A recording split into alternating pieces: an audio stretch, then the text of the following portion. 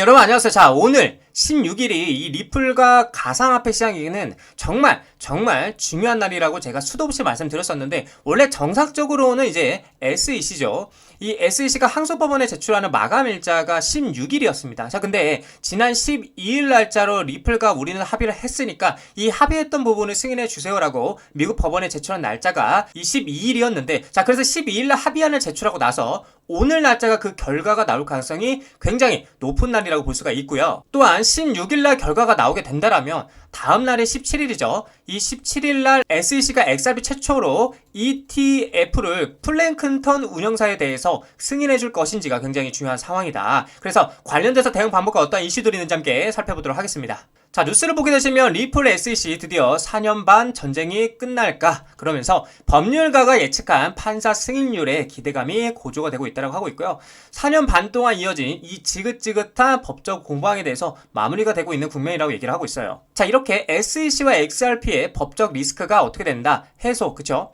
이 해소가 된다라고 한다면 당연히 막대한 호재성 이벤트들도 쏟아져 나올 수밖에 없는데, 자, 근데 이렇게 호재성 뉴스들이 쏟아지고 있는데도 리플은 힘을 못 써주고 있는 모습을 보여주고 있다. 먼저 호재성 이벤트들을 살펴보자면 이 첫 번째 같은 경우에는 이제 당연히 ETF가 되겠죠.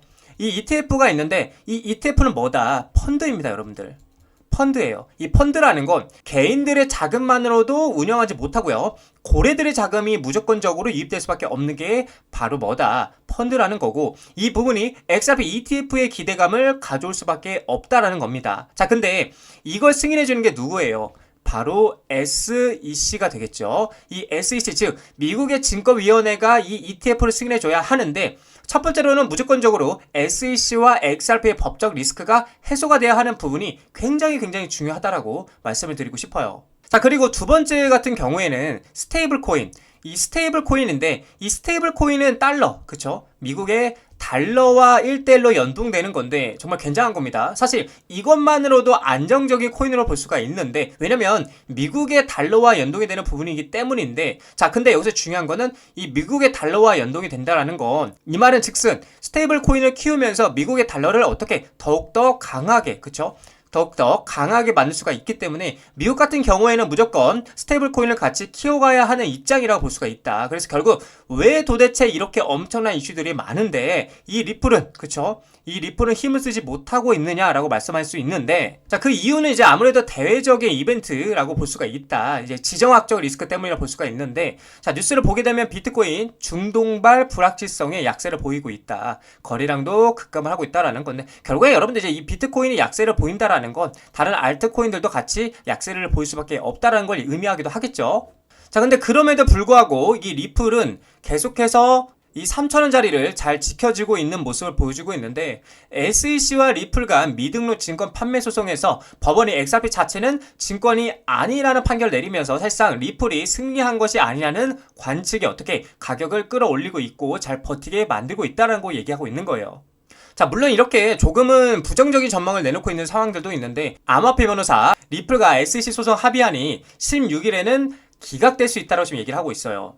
이른 발표, 오히려 부정적 신호다라고 얘기를 하는데, 자, 내용을 보게 되시면 리플과 SEC가 지난주 미국 법원에 소송 합의안을 제출한 가운데 양측의 소송이 법원에 의해 다시 한번 기각될 수 있다는 전망이 제기가 되고 있고요. 이 암호화폐 전문 변호사, 남다른 통찰력을 갖춘 것으로 알려진 이 빌 모건 변호사는 자신의 계정을 통해서 암호화폐 커뮤니티에서 떠들고 있는 이 리플과 SEC의 소송 합의안 발표일을 지적을 했다. 현재 암호화폐 커뮤니티에서는 12일 제출했던 리플과 SEC의 소송 합의안 심사 결과가 16일 발표될 것이라는 루머가 떠들고 있는데, 지난주 리플과 SEC는 1억 2,500만 달러의 벌금을 5천만 달러로 하향 조정을 했고요. 양측의 바람과 법리적으로 예외적 상황이 적용된 점을 지목하면서 소송 중단을 요청했다라는 거예요. 자, 그래서 모건 변호사는 토레스 판사가 판결 결과에 대한 합의안 기각을 거절하는데 겨우 7일밖에 소요되지 않았다면서 판사가 또다시 7일 내로 답변한다는 것은 긍정적인 신호가 아닐 수 있다고 얘기를 하고 있다라는 거죠. 자, 근데 결국 시장에서는 법원의 승인 가능성에 대해서 70%가 높게, 이 70%로 높게 점쳐지고 있기 때문에 좋은 흐름으로 이어질 거라고 전망이 되고 있고요. 만약 이번에도 이제 연기가 된다라면 시간이 지나면 지날수록 결국에는 합의가 될 것으로 전망이 되기 때문에, 사실 뭐 우리 우리들은 아시다시피 잠재적으로 합의가 됐다라고 좀 생각을 하고 있잖아요. 그래서 우리는 지금 뭘 해야 되냐? 이 리플의 구조를 이해해야 하고요. 오히려 계속해서 이 리플이 떨어지게 되면은 감사합니다 하면서 사서 모아가야 할 시기다라고 저는 여러분들에게 말씀을 드리고 싶어요. 자, 리플 차트를 보게 되시면은 계속해서 여기 3,250원 자리에서 3,000원 자리에서 왔다 갔다 박스권을 그려지고 있는데, 이 3,000원 자리가 일시적으로 깨지면서 다시 한번 반등하는 모습을 보여줬다가 이 중동이죠. 그쵸? 이 중동발 리스크로 인해서 다시 한번 3,000원 자리가 깨지고 다시 이 3,000원 지지 여부를 확인하고 있는 상태인데, 간단하게 보면 돼요, 여러분들. 결국에는 이 3,000원 자리를 지키고 3,250원 자리를 돌파한 후에 위에 안착하게 된다라면 계속해서 이 상승 추세를 따라가지고 상방으로 갈 수 있는 길이 크게 열려 있다라고 볼 수가 있고요. 반대로 결국에는 3,250원짜리 돌파 못하고 이 3,000원짜리가 뚫리게 된다라면 여기 꼬리 구간인 2,500원짜리를 어떻게 한다? 리테스트하러 쌍바닥 지지하러 떨어질 수 있다라는 거 여러분들이 참고를 하셔야 된다. 그래서 상승 관점에서는 3,250원짜리를 돌파하는지 여부, 그리고 하락 관점에서는 3,000원짜리가 돌파 당하는지 여부가 굉장히 중요하다라고 볼 수가 있겠습니다.